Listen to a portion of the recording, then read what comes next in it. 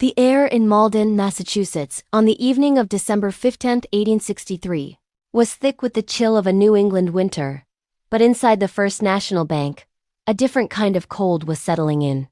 It was a cold born of sudden, brutal violence, a moment that would forever change the history of American crime. This was not just a robbery.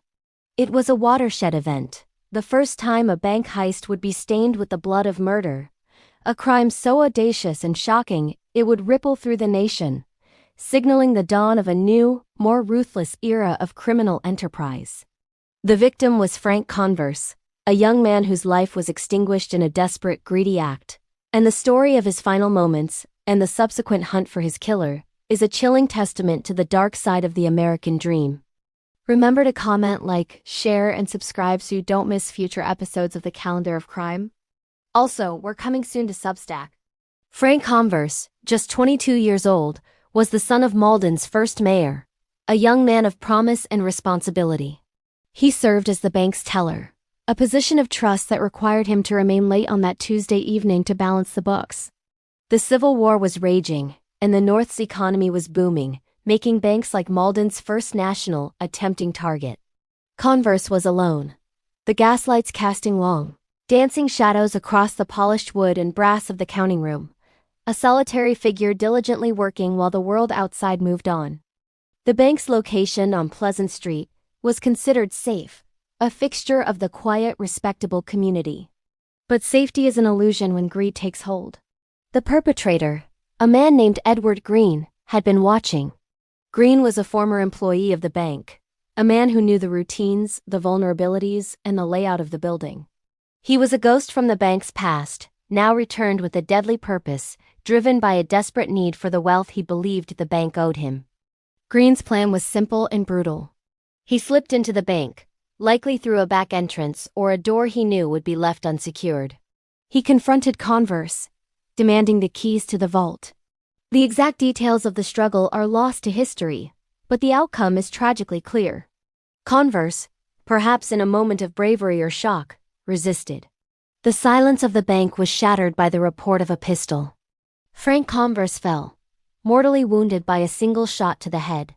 The sound of the gunshot, muffled by the thick walls of the bank, went unnoticed by the few passers-by in the street. Green, now a killer, scrambled to complete his task. He grabbed what he could, a relatively small sum of money, estimated to be around $5,000, and some bonds before fleeing into the cold night, leaving behind a scene of carnage and a crime that would define a generation. The discovery of the body was made later that night, sending a wave of horror through Malden. The sight of the young, respected teller lying dead amidst the scattered papers and open safe was a stark, terrifying image. The local authorities were immediately overwhelmed. This was a crime unlike any they had ever faced, a bank robbery combined with a cold-blooded murder. The sheer audacity and brutality of the act demanded a response far beyond the capabilities of the small-town police force. The investigation quickly turned to the bank's inner circle. The knowledge of the bank's workings, the timing, and the lack of forced entry all pointed to someone familiar with the institution. Edward Green, the former clerk, quickly became the prime suspect. His sudden disappearance from the area, coupled with his prior knowledge of the bank's operations, sealed his fate in the eyes of the investigators. The hunt for Green became a national sensation, a story that dominated the newspapers of the day.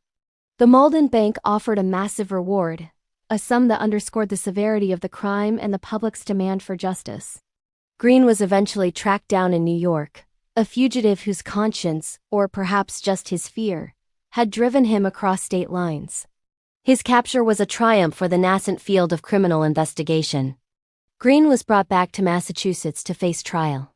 The evidence, though circumstantial, was compelling. His knowledge of the bank, his flight, and the sheer improbability of an outsider committing such a precise crime. The trial was a spectacle, a public reckoning with the new face of crime. Green was convicted and, in a swift act of justice, was executed in 1864. The Malden murder was solved, but the chilling model it set remained. The murder of Frank Converse was more than just a local tragedy. It was a turning point. Before 1863, bank robberies were rare, often non-violent affairs.